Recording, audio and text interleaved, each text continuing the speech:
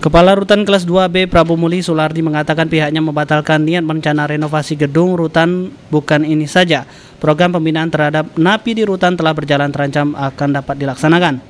Bahkan rencana renovasi dan kelanjutan program yang sudah berjalan tersebut tak ada lagi perjalanan dinas ke depan, disebabkan Kemenhub dan Kemenham memangkas pagu anggaran 2013-2014 bagi rutan kelas 2B Prabu Muli dan rutan lainnya di Indonesia.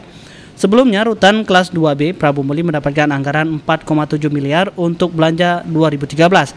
Ternyata 2014 mendapat dipangkas menjadi 50% sebesar 2,6 miliar rupiah.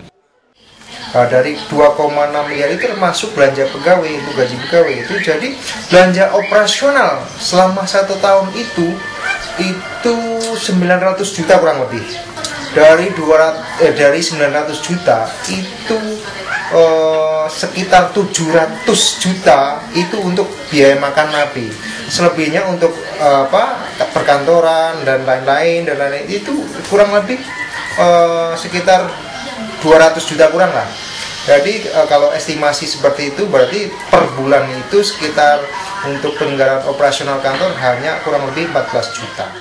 Terkait pemangkasan pagu anggaran, Sulardi berharap pemerintah maupun Ormas dapat membantu pihaknya melakukan pembinaan bagi napi di rutan kelas 2B Prabu Muli, sehingga warga binaan di rutan tidak merasa seperti dikurung. 14 juta itu untuk bayar listrik, 6,5 juta, telepon, air itu kurang lebih itu sekitar 10 juta. Sisanya 5 juta untuk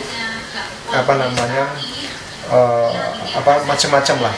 Ya, jadi dengan kondisi seperti ini tentunya satu-satunya harapan adalah perhatian dari kepala daerah dalam ini Wali Kota Prabu Muli, karena jelas di dalam RKL kita tahun 2014 tidak ada anggaran untuk pembelian pakaian, pembelian alat makan, pembelian obat-obatan, honor dokter, honor ustadz untuk pembinaan mental rohani tidak ada.